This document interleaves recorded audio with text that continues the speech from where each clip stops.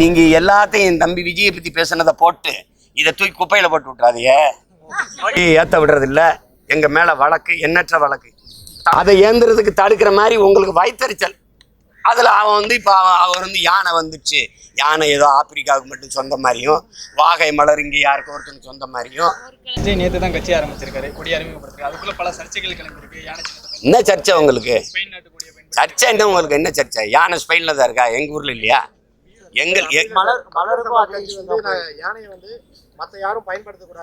அப்படிலாம் ஒண்ணும் கிடையாது தம்பி. நான் ஒண்ணு கேக்குறேன், உங்க மனச்சான்று தொட்டு பேசுங்க. அதன் மனச்சான்றுக்கு பயந்து பேசுங்க. யானை யாராவது ஒரு தனி மனிதனுக்கோ, ஒரு மாநிலத்திற்கோ, ஒரு கட்சிக்கு சொந்தமா தம்பி? தேர்தல் ஆணையத்துல வந்து நாங்க உத்தரவு வாங்கி வச்சிருக்கோம் சொல்றாங்க சார்.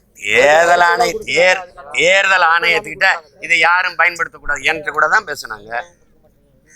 நான் வந்து புலியை கேட்டேன், இருப்பா அது தேசிய விலங்குன்னாங்க. சரி மயிலை கொடுங்க, தேசிய பறவைன்னாங்க. அப்ப ஏன் பிஜேபிக்கு தேசிய மலரை கொடுத்தாங்க? பதில் இருந்தது அவனுக்கு? ஆமா, பிரச்சனை வேற. நீங்க யானையில அப்படி பார்த்தா எங்க பரம்பரையில எங்களுக்கு குதிரைப்படை கிடையாது. நாங்க யானைப்படை தான். எங்க முன்னோன் அருண்மொழி சோழனுங்கிற அந்த ராஜராஜ சோழன் 60,000 யானைகளை கொண்ட படை வச்சிருந்தான். அவன் வெளிநாட்டு எங்க பாட்டன் சண்டையே போடல. ஒண்ணு தெரிஞ்சுக்கிறீங்க, நீங்க எல்லா குதிரையில வந்து நின்றுகிட்டு இருந்தான். அவ்வளவு பெரிய யானைப்படையை கொண்டு வரிசையா நிறுத்தி அப்படி வேலோட வாளோட நின்னவன அப்படி பார்த்தான். யானை 2 காலையும் தூக்கி முன்னங்கால தூக்கி ஒரு பிளிரிச்சு எல்லாம் கீழே போட்டு கும்பிட்டான். அருண்மொழி எங்களை ஆளை விட்டுருந்துட்டு பல படைகளை போர்களை வென்றது. அப்படிதான் நாங்க. எங்களை எதிர்க்கவே இல்லை, எதிரி சரணடைஞ்சிட்டான். அவன் அந்த உரிமை அவன் என் தம்பிக்கு இல்லையா யானையை வைக்கிறதுக்கு? என்ன நீ என்ன? என் கொடியில புலி இருக்குது. புலி என் கொடியா? என் பரம்பரை கொடி. கரிகால் சோழன் இருந்து, அருண்மொழியிலிருந்து, அரசியல் இருந்து எல்லாம் வச்சிருந்தது. அதே மாதிரி அந்த கொடியில வச்சிருக்க மலர் வந்து அது வந்து வாகை மலர் இல்ல, தூங்கு மூஞ்சி மலர் அப்படின்னு ஒரு விமர்சனம். உனக்கு தூங்கு மூஞ்சி இருக்கு, தூங்காம முழிச்சுக்கிட்டு இருக்கு. உங்களுக்கு என்ன பிரச்சனை தம்பி? எங்களுடைய மரபு யானை படை வச்சு போர்ல வென்று வாகை மலரை சூடுவது, வெற்றி வாகை சூடுவது. நீ புறநானூறு படி, அது தெரியும். அதுல அவர் வச்சிருக்காரு. உனக்கு என்ன பிரச்சனை? அவன் கொடி, அவன் பிரச்சனை. உனக்கு என்ன பிரச்சனை?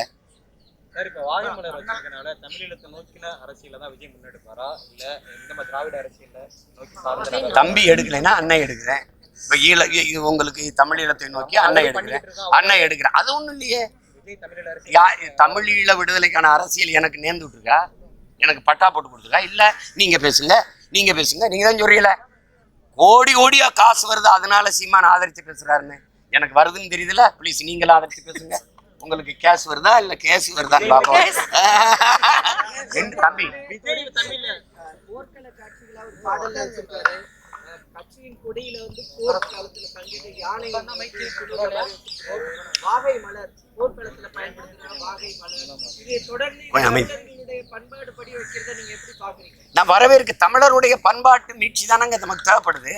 பண்பாட்டு மரபுப்படி ஒரு கொடியை வடிவமைக்கிறத நீங்க பாராட்டணும். இங்க பாருங்க, எங்களுடைய பாட்டன்கள், எங்களுடைய மூதாதைகள் மாப்போசிலிருந்து சீப்பாத்தனாந்த எல்லாம் அலைமாகடன் நிலம் வானிலும் அணி மாளிகை ரதமே அவை ஏறிடும் விதமே உமது அதிகாரம் நிறுவாய் என்று எங்களுடைய புரட்சி பாவலர் எங்க தாத்தா பாடின பாட்டுக்கேற்ப இங்க பாருங்க, தரை, மண், விண், கடல் எல்லாவற்றிலையும் உன் அதிகாரத்தை நிறுவனா. அது மாதிரி ஒரு கொடியை வடிவமைச்சான். ஆகாயம், மண், கடல் எல்லாத்தையும். அதுதான் நாங்கள் தமிழ்நாட்டு கொடியா வச்சிருக்கோம். அன்னைக்கு ஐயா காமராஜர்லாம் இருக்கும்போது, முதலமைச்சராக இருக்கும்போது இதே மாநகராட்சி கட்டண ரிப்பன் மாளிகையில் அந்த கொடி பறக்க விடப்பட்டது. இன்னைக்கு நாங்கள் அந்த கொடியை அப்படி தூக்கி பிடிக்கும்போது திராவிடர்கள் கொடியை ஏற்ற விடுறதில்ல. எங்கள் மேலே வழக்கு, எண்ணற்ற வழக்கு. தமிழ்நாட்டு கொடி அது என்ன கொடி? சேரனுடைய வில்லம்பு, பாண்டியனுடைய மீன், சோழனுடைய புலி, இது 3ஐயும் ஒன்றா வச்சு ஒரு கொடி. இது எங்கள் பரம்பரை கொடி. அதை ஏந்துறதுக்கு தடுக்கிற மாதிரி உங்களுக்கு வயிற்றுச்சல். அதில் அவன் வந்து இப்போ அவர் வந்து யானை வந்துச்சு, யானை ஏதோ ஆப்பிரிக்காவுக்கு மட்டும் சொந்த மாதிரியும், வாகை மலர் இங்கே யாருக்கும் ஒருத்தனுக்கு சொந்த மாதிரியும்.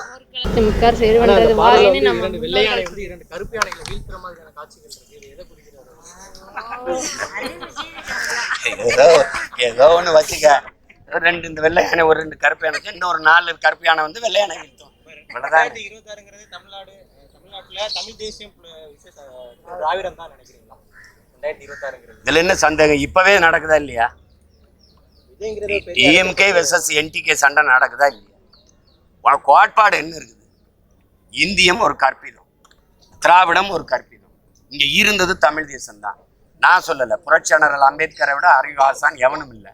அவரே சொல்றார், இந்த நிலப்பரப்பு முழுதும் தமிழை தாய்மொழியாக கொண்ட நாகர்கள் தான் பரவி வாழ்ந்தார்கள், என்னுடைய மூதாதைகளின் மொழி கூட தமிழ் தான் என்று.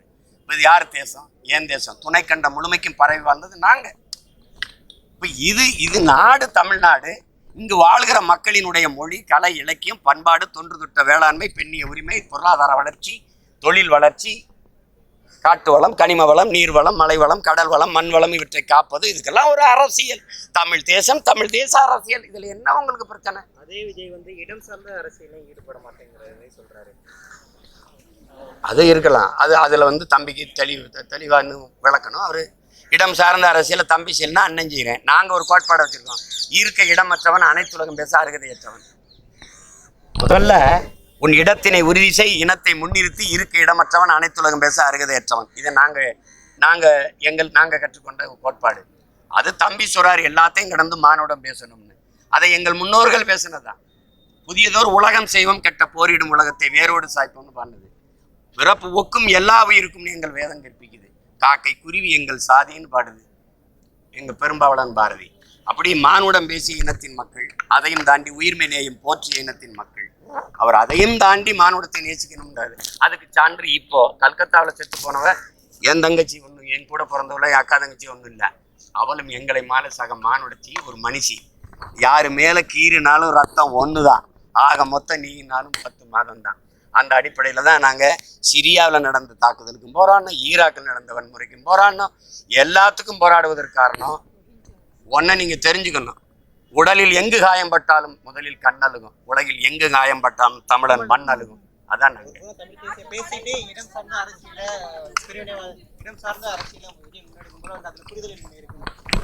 தம்பி வந்து எங்களை போல நாங்க தமிழ் தேசிய அரசியல்னு அவர் பேசல.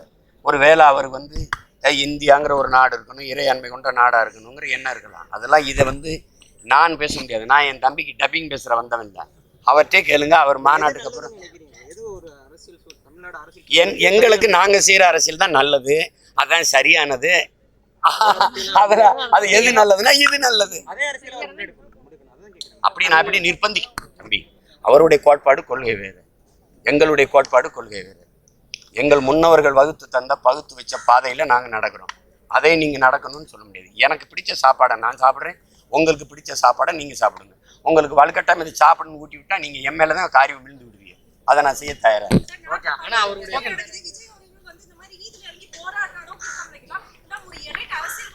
ஒரு பவுன்சர் அரசியல தான் எடுத்துக்கிட்டு இருக்காரு விஜய். மக்கள் நீங்க இப்ப என் தம்பி தலைவர் ஆயிட்டாரு. இந்த கேள்வியில என் தம்பிகிட்ட தான் கேட்கணும். இப்ப அவருடைய செய்தி தொடர்பாளர்கிட்ட கேட்கணும். இப்ப நாங்க வந்தது எங்களுடைய மருத்துவ பாசறையும் மகளிர் பாசறையும் தங்கச்சி கல்கத்தாவில் வன்முறை கொலை செய்யப்பட்ட அந்த கொடுஞ்செயலை கண்டிச்சு அதுக்கு நடவடிக்கை எடுக்கணும். அந்த மாநில அரசு, மத்தியில் ஆள்ற இந்திய ஒன்றிய அரசு, இங்கே இருக்கிற நம்முடைய மாநில அரசுக்கு அதுக்கு அழுத்தம் கொடுக்கணும். நீங்க அதான் நீங்க அது மாதிரி நீங்க காசை வெளியிட வந்தவர்கிட்ட இந்த கற்பழிப்புக்கும் கொஞ்சம் பேசி அப்பா அது கொஞ்சம் நடவடிக்கை எடுத்து கொடுப்பான்னு சொல்லணும். அதுக்கு தான் இந்த போராட்டம். நீங்க எல்லாத்தையும் என் தம்பி விஜயை பத்தி பேசுனதை போட்டு இதை தூக்கி குப்பையில போட்டு விட்டுறாதீங்க.